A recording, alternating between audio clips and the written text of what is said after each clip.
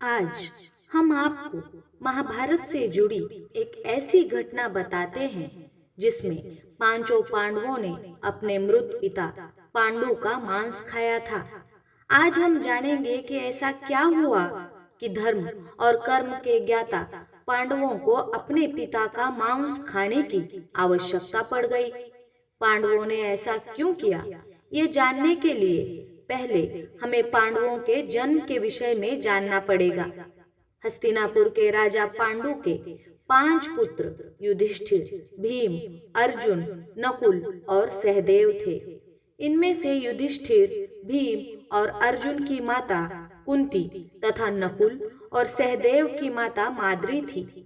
पांडु इन पांचों पुत्रों के पिता तो थे, पर इनका जन्म राजा पांडु से नहीं हुआ था, क्योंकि पांडु को श्राप था कि जैसे ही वो किसी स्त्री के समीप जाएगा और उससे वैवाहिक संबंध स्थापित करेगा तो उसकी मृत्यु हो जाएगी। इसीलिए राजा पांडु के आग्रह पर ये पुत्र कुंती तथा माद्री ने कुंती को मिले ऋषि दुर्वासा के मंत्र से भगवान का आवाहन करके प्राप्त किए थे। जब पांडु की मृत्यु हुई तो उसके मृत शरीर का मांस पांचों भाइयों ने मिल बांटकर खाया था। उन्होंने ऐसा इसलिए किया क्योंकि स्वयं पांडु की ऐसी इच्छा थी, क्योंकि उसके पुत्रों का जन्म उससे नहीं हुआ था। इसीलिए पांडु का ज्ञान कौशल उसके पुत्रों में नहीं आ पाया था।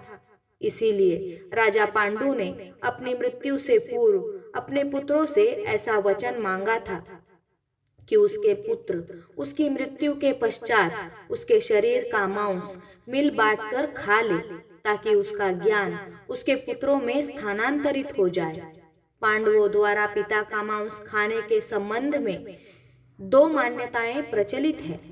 प्रथम मान्यता के अनुसार मांस तो पांचों भाइयों ने खाया था, पर सबसे अधिक हिस्सा सहदेव ने खाया था, जबकि एक अन्य मान्यता के अनुसार केवल सहदेव ने पिता की इच्छा का पालन करते हुए उनके मस्तिष्क के 3 हिस्से खाए थे।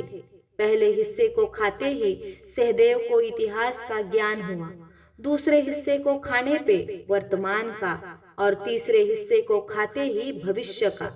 यही कारण था कि सहदेव पांचों भाइयों में सबसे अधिक ज्ञानी था और इससे उसे भविष्य में होने वाली घटनाओं को देखने की शक्ति मिल गई थी।